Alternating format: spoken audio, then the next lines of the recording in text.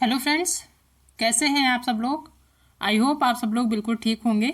चलिए शुरू करते हैं आज की क्लास। आज की क्लास में डिस्कस करेंगे सीडीपी का मोस्ट इंपॉर्टेंट टॉपिक, जो कि प्रतिभाशाली बालक और जो विशिष्ट बालक होते हैं उनसे संबंधित है। ठीक है, प्रतिभाशाली बालकों और जो विशिष्ट बालक हैं इनसे संबंधित क्वेश्चन एग्जाम में पूछे जाते हैं।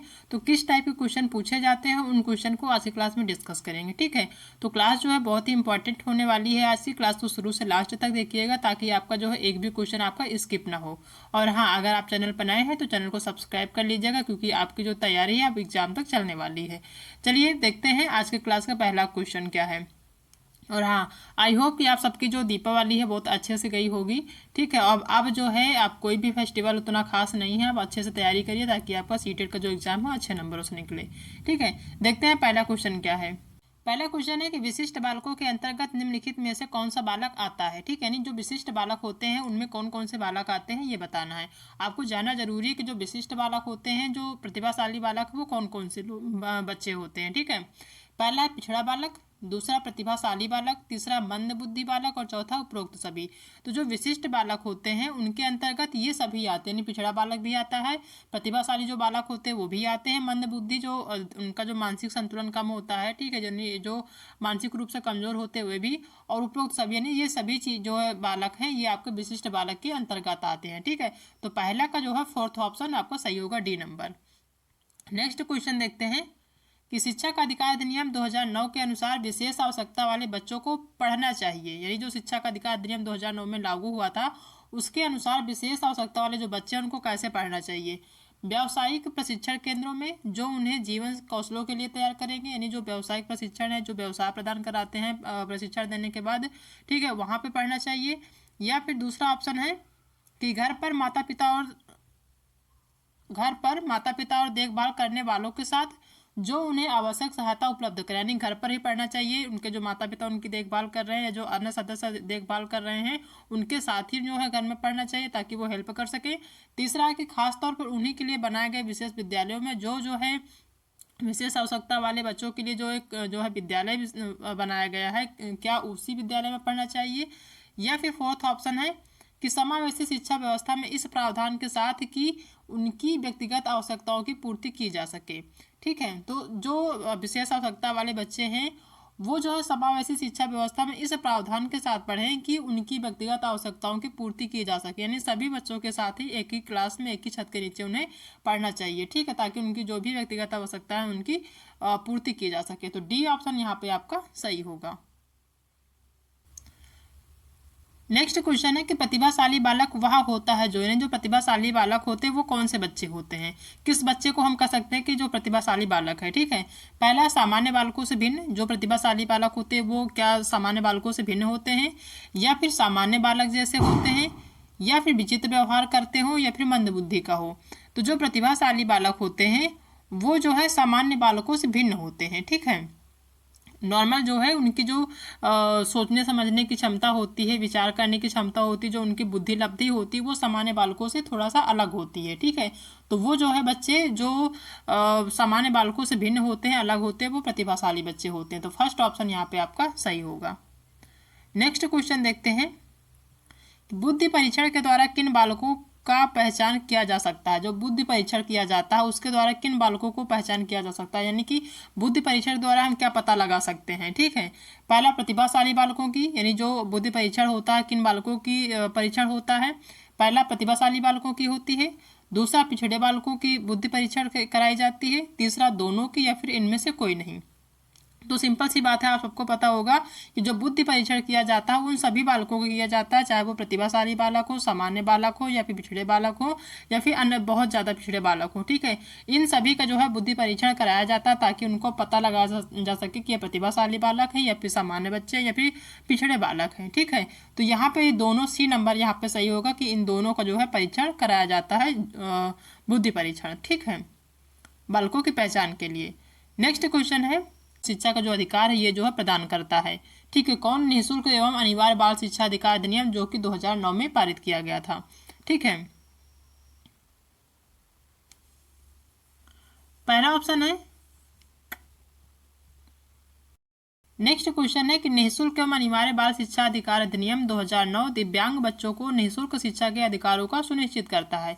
यानी जो निःशुल्क एवं अनिवार्य बाल शिक्षा अधिकार अधिनियम 2009 लागू किया गया था दिव्यांग बच्चों को निःशुल्क शिक्षा के अधिकार के लिए, तो वो कितने वर्ष के बच्चों के लिए सुनिश्चित करता है या कितने वर्ष के बच्चों के लिए प्रदान करता है निःशुल्क शिक्षा। ठीक है, ये बताना है। पहला 6 वर्ष से 18 वर्ष तक, दूसरा 3 वर्ष से 18 वर्ष तक के लिए, तीसरा ऑप्शन है कि 6 वर्ष से 14 वर्ष के तक के लिए बच्चों के लिए, और डी ऑप्शन है कि 6 वर्ष से 22 वर्ष तक के बच्चों के लिए। ठीक है, तो ये जो निःशुल्क अनिवार्य बाल शिक्षा अधिकार अधिनियम 2009 लागू किया गया था, ये लागू किया गया था आपका 6 से 14 वर्ष के बच्चों के लिए। ठीक है, इनको जो है और जो भी दिव्यांग बच्चे हैं उनको निःशुल्क शिक्षा का अधिकार दिया जाएगा। ठीक है, कब? बाल शिक्षा अधिकार अधिनियम 2009 के अनुसार, जो निःशुल्क एवं अनिवार्य बाल शिक्षा अधिकार अधिनियम 2009 लागू किया गया था उसके तहत ये कहा गया कि ये जो है 6 से 14 वर्ष के बच्चों के लिए जो शिक्षा होगी ये निःशुल्क शिक्षा होगी। ठीक है, तो थर्ड ऑप्शन यहाँ पे आपका सही होगा।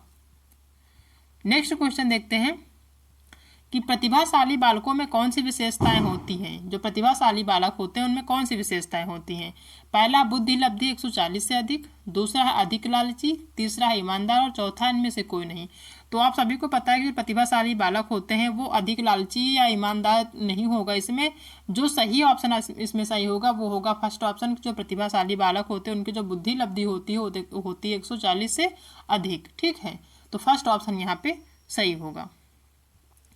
नेक्स्ट क्वेश्चन देखते हैं कि यदि शिक्षक कक्षा में एक छात्र को समस्यात्मक बालक के रूप में पाता है तो उसे यानी क्या करना चाहिए? कोई भी टीचर है वो अपने क्लास में पढ़ा रहा है तो वहाँ पे उसको जो है समस्यात्मक बालक मिल जाता है तो उसको क्या करना चाहिए? एक टीचर को बच्चे को नज़रअंदाज कर देना चाहिए? बिल्कुल नहीं। दूसरा, बच्चे को दंड देना चाहिए? दंड तो हम दे ही नहीं सकते। तीसरा, तत्काल घर वापस भेज देना चाहिए? ये भी गलत है। फोर्थ है कि बच्चे को परामर्श देना चाहिए? बिल्कुल सही। अगर उसको किसी भी चीज़ में समस्या है, किसी में कोई भी प्रॉब्लम है उसको, तो उससे परामर्श देना चाहिए, उसको सॉल्व करने की कोशिश करना चाहिए। ठीक है, तो डी ऑप्शन यहाँ पे आपका सही होगा। नेक्स्ट क्वेश्चन है प्रतिभाशाली बच्चों के लिए आवश्यक है, और जो प्रतिभाशाली बच्चे होते हैं उनके लिए क्या आवश्यक है? उन्हें विशिष्ट योग्यता हेतु विशेष अवसर दिए जाएं, जो प्रतिभाशाली बच्चे होते हैं। ठीक है, दूसरा है कि उन्हें साधारण होने की अनुभूति कराई जाए? बिल्कुल नहीं। तीसरा है कि उन्हें लगातार पुरस्कार दिए जाएं? ये भी नहीं कर सकते। चौथा, उपरोक्त सभी, तो ये गलत है। इसका फर्स्ट ऑप्शन सही होगा कि उन्हें विशिष्ट योगदान है तो विशेष अवसर दिए जाएं। जो जिन चीज़ों में वो अपना योगदान कर सकते हैं उनमें ज़्यादा से ज़्यादा उन्हें अवसर दिया जाए। ठीक है, जो कि प्रतिभाशाली बच्चे होते हैं। तो फर्स्ट ऑप्शन यहाँ पे आपका सही होगा। ठीक है, नेक्स्ट क्वेश्चन देखते हैं कि आपको अपनी कक्षा में 2 मंदबुद्धि बच्चों को बैठाने के लिए बोला गया है, आप क्या करेंगे? आप अपनी कक्षा में पढ़ा रहे हैं, वहाँ पे 2 बच्चे हैं जो कि मानसिक रूप से कमज़ोर हैं, तो उनको कक्षा में बैठाने के लिए कहा गया, तो आप क्या करेंगे? उन्हें अपने विद्यार्थी के रूप में ग्रहण करने से इनकार करेंगे? बिल्कुल नहीं, इनकार तो कर ही नहीं सकते हैं। हम सबको साथ में लेके पढ़ाएंगे क्लास में, तो इनकार नहीं करेंगे। दूसरा है कि प्रधानाध्यापक को उन्हें किसी और कक्षा जो कि मंद बुद्धि बालकों के लिए विशेष रूप से चिन्हित है में बैठाने के लिए बोलेंगे। तो ऐसा भी हम नहीं कर सकते कि प्रधानाध्यापक को बोलेंगे कि आप उस क्लास में इस बच्चे को बैठाएं जहाँ पे मंद बुद्धि बैठते हैं। ठीक है, तो ये भी आपका गलत होगा। ठीक है, तीसरा है कि ऐसे विद्यार्थियों को सिखाने की तकनीक सीखेंगे? बिल्कुल सही। अगर मंद बुद्धि आपके क्लास में है, सामान्य बच्चों के साथ में बैठा है, तो हमें चीज़ों को सीखना पड़ेगा कि जो मंद बुद्धि होते हैं, ठीक है, उनको हम कैसे किस तरीके से कौन सी तकनीकी से सिखाएं ताकि वो चीज़ों को अच्छे से समझ जाएं। तो आपका सी नंबर यहाँ पे सही होगा कि ऐसे विद्यार्थियों को सिखाने की जो तकनीकी होती है वो नई नई तकनीकी हमें सीखनी चाहिए ताकि हम उन्हें अच्छे से चीज़ों को सिखा पाएँ। तो सी नंबर यहाँ पे आपका सही होगा। नेक्स्ट क्वेश्चन है कि प्रत्येक विद्यार्थी स्वयं में विशिष्ट है, इसका अर्थ है? यानी जो प्रत्येक विद्यार्थी वो अपने आप में विशिष्ट है, इसका क्या अर्थ है? पहला, कोई भी 2 विद्यार्थी अपनी योग्यताओं, रुचियों और प्रतिभाओं में समान नहीं होते? बिल्कुल सही है कि कोई भी 2 बच्चे हों, 2 विद्यार्थी हैं, वो उनकी जो योग्यताएं होती, जो रुचियां होती, जो उनकी प्रतिभाएं होती हैं, वो सबकी अलग अलग होती हैं। तो जो स्वयं में विशिष्ट होने का मतलब यही है कि हर बच्चा अपने आप में जो है विशिष्ट है, हर किसी में एक कोई ना कोई विशेषता जरूर होती है। ठीक है, तो पहला ऑप्शन ही यहाँ पे आपका सही हो जाएगा। नेक्स्ट क्वेश्चन देखते हैं, ब्रेल लिपि से आपको क्वेश्चन पूछा जाता है हर सीटेट एग्जाम में, तो इसको भी ध्यान से देखेंगे कि ब्रेल लिपि एवं टेप रिकॉर्डिंग किसके लिए शैक्षिक प्रावधान के रूप में प्रयुक्त किया जाते हैं। जो ब्रेल लिपि होती है और जो टेप रिकॉर्डिंग है, ये कौन किसके लिए जो शैक्षिक प्रावधान है उसके रूप में प्रयुक्त किया जाता है, यानी पढ़ाने के लिए जो है ब्रेल लिपि और टेप रिकॉर्डिंग किन बच्चों के लिए जो है यूज किया जाते हैं या प्रयुक्त किए जाते हैं। पहला है दृष्टिबाधित विद्यार्थी के लिए, दूसरा है अस्थिबाधित विद्यार्थी, तीसरा श्रवण बाधित विद्यार्थी और चौथा शारीरिक रूप से विकलांग विद्यार्थी। तो एक चीज़ आपको यहाँ पर बता दें कि जो ब्रेल लिपि होती है या टेप रिकॉर्डिंग होती है, ब्रेल लिपि ऐसे लोग जो है यूज करते हैं, ऐसे लोगों के लिए दिया जाता है जो बच्चे देख नहीं पाते हैं। ठीक है, रिकॉर्डिंग टेप रिकॉर्डिंग का मतलब कि वो सुन सकते हैं लेकिन देख नहीं सकते हैं। ठीक है, तो ये जो ब्रेल लिपि होती है ये दृष्टिबाधित लोगों के लिए होती है। तो यहाँ पर फर्स्ट ऑप्शन सही होगा कि जो दृष्टिबाधित विद्यार्थी हैं उनके पढ़ाई के लिए हम ब्रेल लिपि और टेप रिकॉर्डिंग का यूज कर सकते हैं, इनका प्रयोग कर सकते हैं। तो पहला ऑप्शन ही यहाँ पे सही होगा। नेक्स्ट क्वेश्चन है कि शिक्षा मनोविज्ञान में जिन बालकों के व्यवहार का अध्ययन किया जाता वे हैं। कौन से बालकों का अध्ययन शिक्षा मनोविज्ञान में किया जाता है, ये बताना है। पहला समस्यात्मक बालक, दूसरा है कम गति से सीखने वाले बालक, तीसरा मंदबुद्धि बालक और चौथा उपरोक्त सभी। तो शिक्षा मनोविज्ञान यानी सीडीपी में जिन बालकों के व्यवहार का अध्ययन किया जाता है वो सभी हैं। समस्यात्मक बालक भी हैं, उसमें कम गति से सीखने वाले भी बच्चे हैं, मंदबुद्धि भी हैं, प्रतिभाशाली भी हैं, विशिष्ट बालक भी हैं, सामान्य बालक, सभी का जो है अध्ययन इसके अंतर्गत किया जाता है। तो डी नंबर यहाँ पे आपका सही होगा। नेक्स्ट क्वेश्चन है कि निम्न में से डिसलेक्सिया संबंधित है। ये जो डिसलेक्सिया है या डिसमोर्फिया या डिसग्राफिया है, इनसे संबंधित आपके हर सीटेट के एग्जाम में 1 नंबर का क्वेश्चन पूछा जाता है। तो इसको भी बहुत ध्यान से देखेंगे। इससे रिलेटेड यानी जितने भी पठन विकार से संबंधित जो क्वेश्चन पूछे जाते हैं, चाहे आपका डिसलेक्सिया हो, डिसग्राफिया हो, डिसमोर्फिया हो, इन सबसे संबंधित एक टॉपिक लाएंगे, एक क्लास लाएंगे। उसमें आप आसानी से सीख पाएंगे कि अगर डिसलेक्सिया है तो उसका मतलब क्या होता है। इसको पढ़ के ही आप समझ जाएंगे कि ये जो है इसका आंसर क्या होगा। ठीक है, तो इसको जो है आप अभी यहाँ देख लीजिए। नेक्स्ट जो क्लास लाएंगे वो उसमें आपको चीज़ें सारी क्लियर हो जाएंगी। आपके जो है जितने भी क्वेश्चन इससे पूछे जाते हैं वो आपके कंप्लीट हो जाएंगे। यहाँ पे है कि निम्न में से डिसलेक्सिया संबंधित यानी किससे संबंधित है। पढ़ने संबंधी समस्या से, गणितीय कौशल संबंधी समस्या से, लेखन संबंधी समस्या से, फिर वॉक क्षमता या संबंधी विकार से। तो डिसलेक्सिया जो संबंधित है वो है यहाँ पे पढ़ने से संबंधित। ठीक है, जो बच्चे पढ़ नहीं पाते यानी जिनको डिसलेक्सिया है वो उनको जो है पढ़ने में प्रॉब्लम होती है, वो सही से पढ़ नहीं पाते हैं। ठीक है, जहाँ पे डब्लू लिखा होता है, जैसे वॉच लिखा होता है, तो वो उनको सा दिखता है। ठीक है, वो ऐसे पढ़ते हैं, मतलब उल्टा पढ़ते हैं, उनको पढ़ने की जो है प्रॉब्लम होती है, तो उनको डिसलेक्सिया की प्रॉब्लम रहती है, तभी वो उल्टा पढ़ते हैं। ठीक है, नेक्स्ट क्वेश्चन है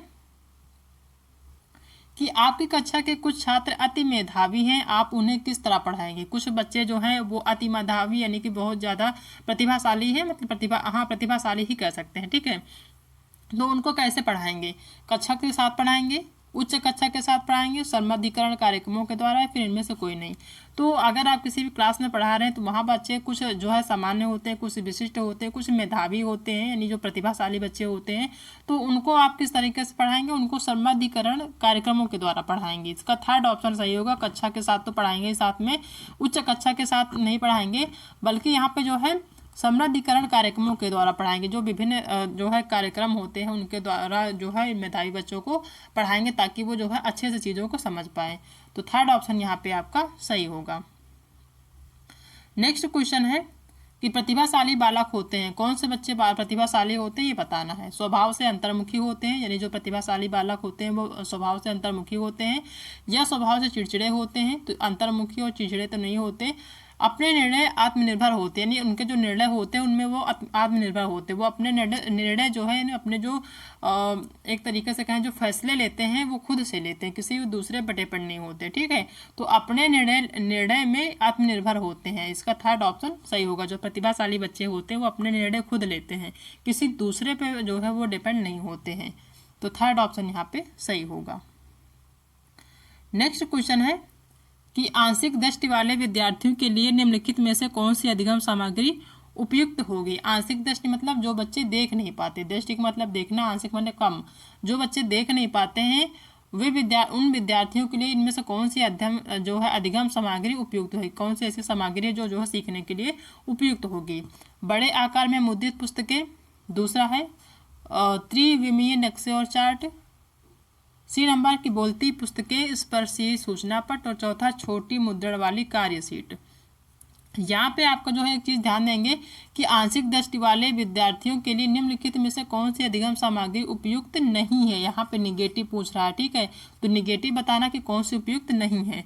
तो बड़े आकार में जो मुद्रित पुस्तक है उसको तो जो कम देख पाते हैं वो पढ़ लेंगे, क्योंकि जो अक्षर लिखा है वो बड़े अक्षर में लिखा है तो उसको पढ़ लेंगे।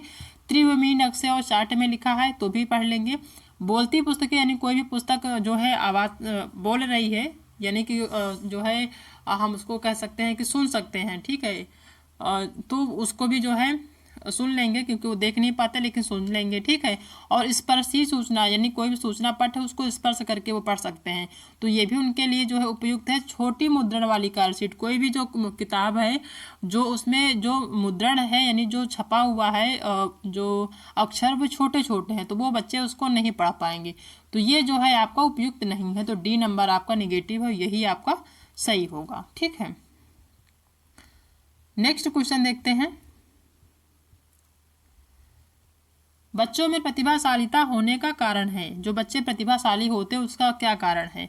अनुशासित दिनचर्या के कारण, अनुशासन और वातावरण के कारण, या आनुवंशिकता और वातावरण के बीच अंतःक्रिया के कारण, या फिर सफल माता पिता के कारण। तो जो प्रतिभाशाली होने का जो मुख्य कारण होता है वो आपका आनुवंशिकता और वातावरण के बीच जो अंतःक्रिया होता है वो कारण होता है, ठीक है। अनुशासन जो अनुशासित दिनचर्या इनके वजह से तो होते हैं, लेकिन सबसे ज़्यादा जो बच्चे प्रतिभाशाली होते हैं वो उनके जो है कुछ गुण उनके आनुवंशिकता से मिलते हैं, कुछ उनको सही वातावरण जो मिल जाता है तब वो प्रतिभाशाली बच्चे वहाँ पे प्रतिभाशाली हो जाते हैं, ठीक है। तो इसका थर्ड ऑप्शन सही होगा।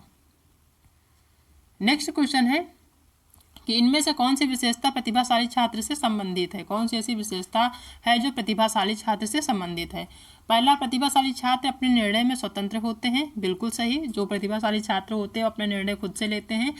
तीसरा है कि अपनी जिज्ञासाओं को पूरा करने के लिए ज्ञान को प्राप्त करने में लालायित होते हैं, बिल्कुल सही, वो जो है नई नई चीज़ें को जो है जानने की जो है बहुत ज़्यादा कोशिश करते हैं, ठीक है, तो इसका ये भी सही है। तीसरा है कि आंतरिक रूप से आत्म प्रेरित और आत्मनिर्भर होते हैं, वो जो है आंतरिक रूप से आत्म प्रेरित होते हैं, ठीक है, तो थर्ड ऑप्शन यहाँ भी सही है। तो इसका डी नंबर इनमें से सभी आपका फोर्थ ऑप्शन यहाँ पे सही होगा, ठीक है, कि जो प्रतिभाशाली जो छात्र होते हैं उनकी ये सभी विशेषताएं हैं, तो डी नंबर यहाँ पे आपका सही होगा।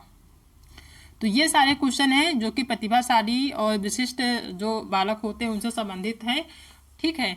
इन्हीं से संबंधित आपको जो है क्वेश्चन देखने को मिलेंगे आपके एग्जाम में, इससे बाहर आपको देखने को बहुत कम ही मिलेगा, ऐसे ही क्वेश्चन आपको देखने को मिलेंगे आपके एग्जाम में, ठीक है।